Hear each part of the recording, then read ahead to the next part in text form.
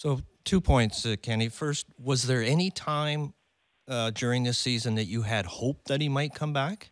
Was that possible at all?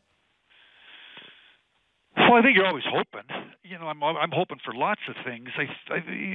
Certainly that was part of, I guess, me. A year ago when Pav wanted to go home and wanted to go home and wanted to go home with 2 years to go on the contract, and finally one day I said to Dan Milstein, Dan, what if I extend this, I guess for lack of a better words, I don't know, as an olive branch or if he's going to go home in the summer of 15, I feel I have an obligation to exercise all our rights with the NHL.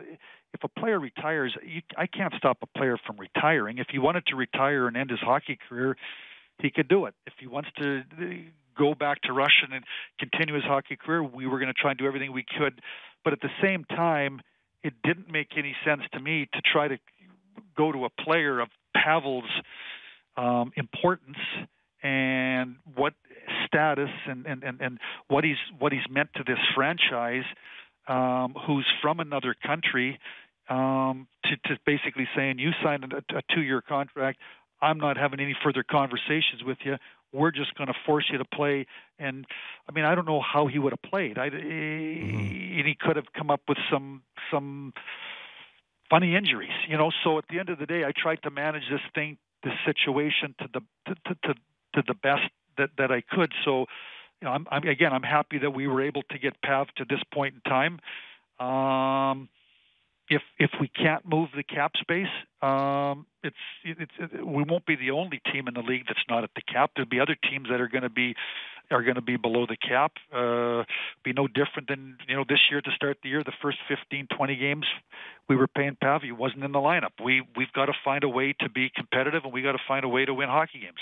Well, I was going to say, speaking of hope, how hopeful are you that you can move that contract, and how difficult is that going to be? I've talked to more than one team that if I'm going to, for lack of better words, kick tires on the situation. Continue to talk this week. Obviously, I think teams understand that it's a significant amount of cap space. Not only significant for us, it's significant for them. And you can look at, for us, it's a negative. Could it be a positive somewhere? That's what I don't know. They have to determine that.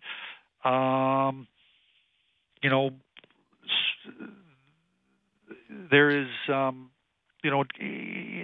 a couple of cases, they want what I would consider significant future assets. And I don't know that is in the best interest of the Detroit. I don't think that's in the best interest of the Detroit Red Wings long term, given where we are in our timeline here. I think that where we are at is with young people. We're trying to have some veteran leadership on the team to help us make us competitive. But for me to trade away a player that I think might play 10 years in the National Hockey League to some degree to create the cap space for a year. Now, I guess you guys can debate where that money might be spent. I'll weigh it as we go along. Certainly, we're going into an interview period on Saturday, which gives all teams in the league the ability to talk to potential unrestricted free agents. But we've got a lot of young players that don't have a lot of.